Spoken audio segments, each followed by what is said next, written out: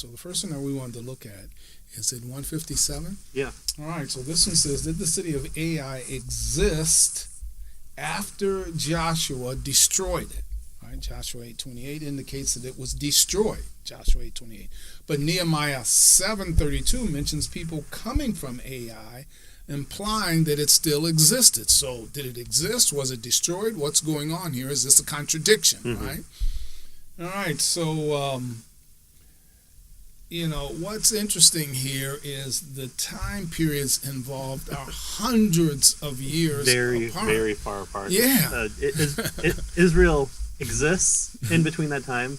It ceases to exist, then is brought back from captivity, then goes back into captivity, and comes back out of captivity.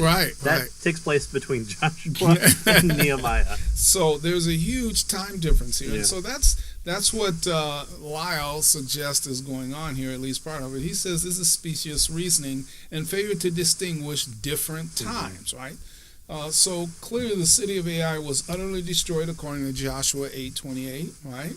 And remained unoccupied at least during the time of the book of during the time that the book of Joshua was written, right?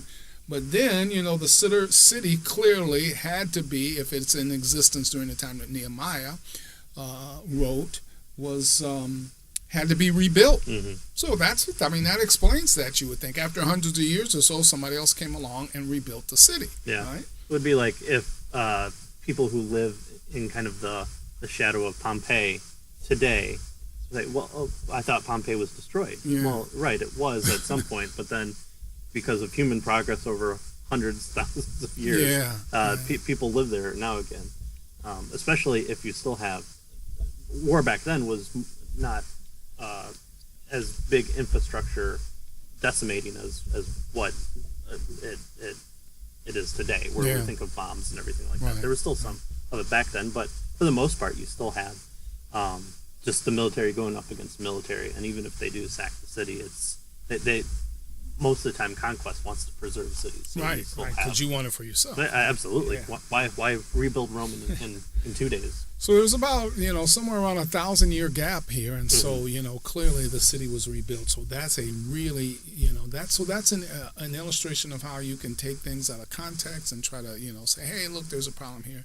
No, not really. There's a time gap here, and the city was rebuilt. That's a real easy way to explain this. Yeah. All right.